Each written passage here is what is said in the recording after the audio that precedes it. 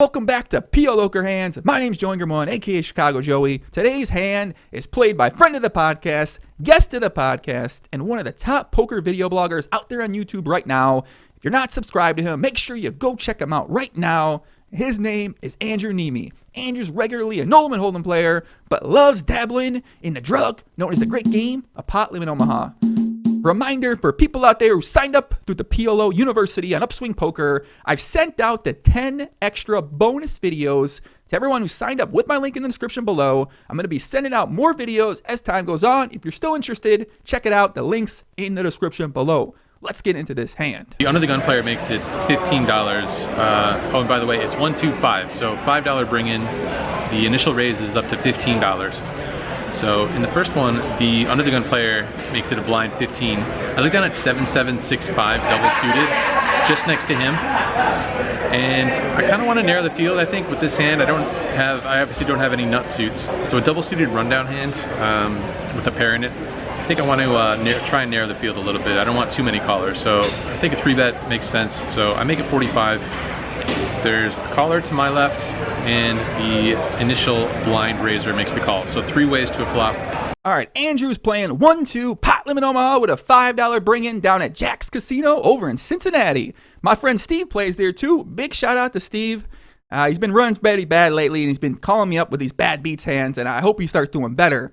But Andrew looks down at 7-7-6-5 double suited, facing a $15 blind raise from the under the gun player. Now, we don't know what the stack sizes here look like. There is a $500 max buy-in. I believe Andrew does have somewhere between $800 to $1,000 to start this hand off, maybe a little bit less, maybe a little bit more. I'm not quite sure, but he's got a decision to make here. Does he call or does he re-raise? Now, he says that he doesn't want to go multi-way with this hand.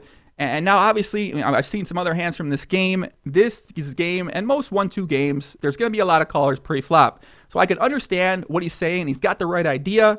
So his decision is to 3-bet, call, or fold. I mean, 7-7-6-5, you guys know live PLO. You know we hate folding around here on PLOker Hands. And I think when it comes to 3-betting or calling or folding here, I prefer... And you know Jay Nandez, he would say, no, I would never put money in the pot with this hand. And we got love for Jay Nandez, man. You know, he teaches a very tight conservative style of PLO. You know me, man. I don't like folding, especially live. We're seeing 30 hands an hour. I don't come to the casino to fold. I don't make the trip out to Cincinnati to fold a 6-5, 7-7 double suited. Just not my plan of attack. So in terms of 3-betting, though, I can understand what he's talking about. He wants to push other opponents out of the pot. This plan does play much better going heads up in a pot rather than going 6-7 way in a pot. But at the same time, you know, he talks about how he's a little bit less of an inexperienced PLO player in a bunch of his videos where he plays the great game. So I would prefer to have a bit stronger of a hand here in Andrew's spot. I think that oftentimes he's going to find himself in some situations where he might not know exactly what to do just because he doesn't have the experience in playing the game. And that just sort of comes over time and when you get into situations like that. Now, on one hand, you know, this is how you learn. You get yourself in spots like this and you see what happens, and then you build your game out. You build your strategy out. But I think in a hand like this, even against a blind 100% range, the hot and cold equity we have against that is only a couple percent advantage, and I think oftentimes just going to get us into some trouble. But as said, you know me, man. I love 3-betting. 3-betting is good for me. So he goes ahead, 3-bets, gets one cold caller behind him, which I would expect some decency of the time in a 1-2 game. And then the under the gun raiser goes ahead. Of course, he calls. He probably watches the videos. We don't fold 3-bets around here. Let's see the flop. Flop is King, Queen, 3, rainbow. Checks to me. I feel like a C-bet is okay here. I feel like the King, Queen high flop should hit my range fairly well normally. So I put in a C-bet. I don't think I need to make it that big since the board is so dry. So I just bet $65 as a C-bet. The player 2 to my left calls, and the player on my right folds. So heads up to a turn. Flop comes down, King, Queen, 3, rainbow. Andrew has a backdoor bonanza, backdoor flush draw, backdoor straight draw, and a backdoor quad draw. Not the best hand for his flop. Not the best flop for his hand, actually, is what I meant here. So now Andrew's got a decision. He talks about this board being a favorable board for his range when he 3-bets pre-flop. Unfortunately, I don't necessarily think that's going to matter much in this spot because now the 100% opener under the gun, who knows what the hell he's doing, man. If he's blind raising 15 under the gun, he could be calling any 4 cards here to a 3-bet. So in terms of figuring out his range, it's going to be a little harder to narrow that down, and it's going to be much, much wider. And in terms of the cold caller in position, I think his hand is often going to be 4 high card type, like a kings or queens, or maybe like a queen jack 9-10, king jack 9-10, ace jack 9, some type of hand like that. And now on this board, a king queen 3, we have reverse blockers to all those hands. I just think this is going to be a board that's often going to hit our opponent's range. Now he decides to go ahead and make a very small bet here. He bets $65.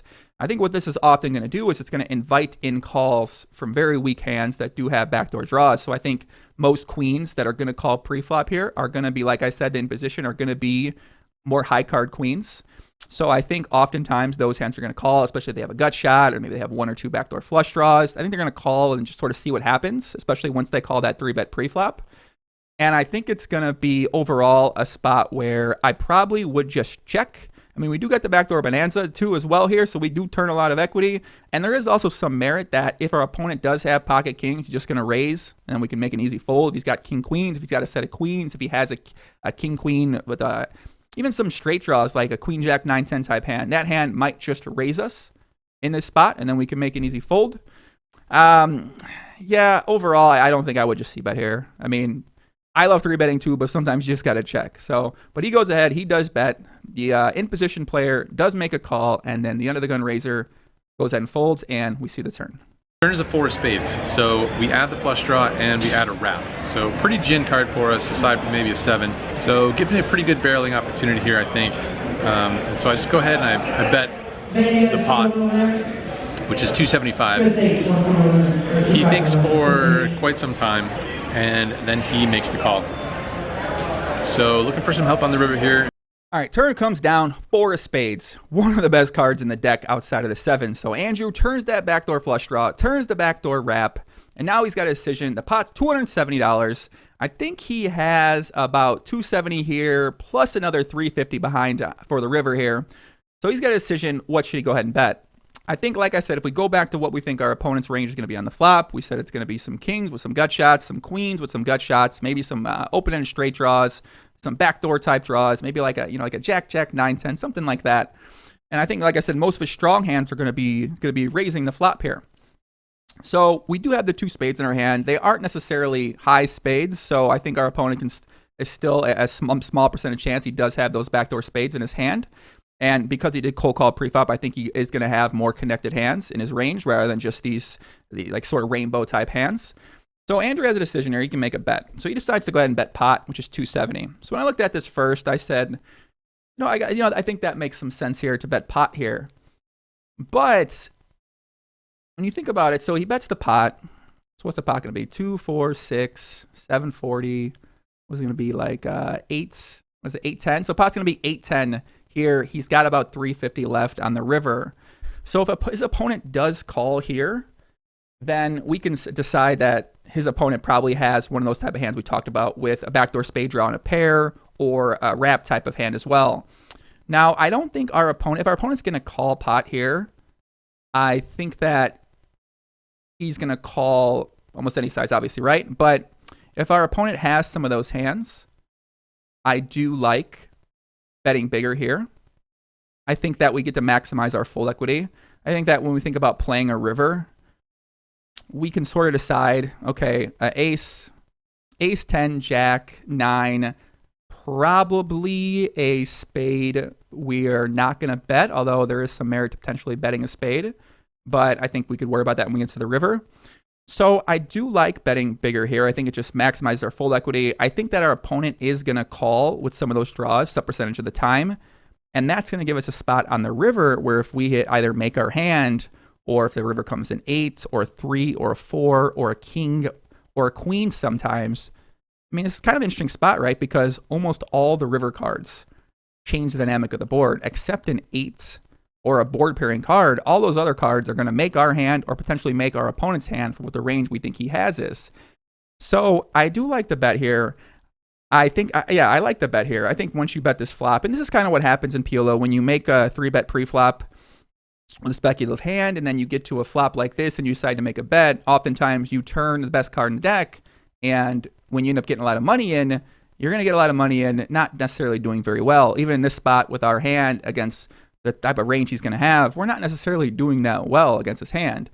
So As played, though, when we get here, I like the bet. He goes ahead, bets pot. He said his opponent thinks about it for a long time and makes the call, which obviously I think now his range becomes fairly face up here. So let's go ahead and let's see the river. And it does not come. River is another king, offsuit king. Pretty sure I don't have the best hand here. Sevens are unlikely to win.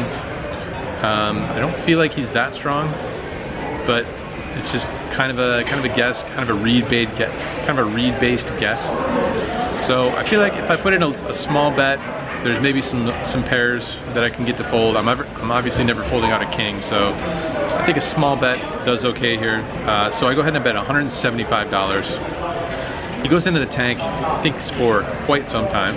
All right, river comes, it's the king of diamonds. So we still have two pair, kings and sevens. So now we talked about what our opponent's range is probably going to be on the turn. And I think Andrew says he's got about double what he ends up betting. He ends up betting 175. He says he has about 350 left here. So now we can assume those stack sizes are correct. And now we got a decision, should we bet or should we check?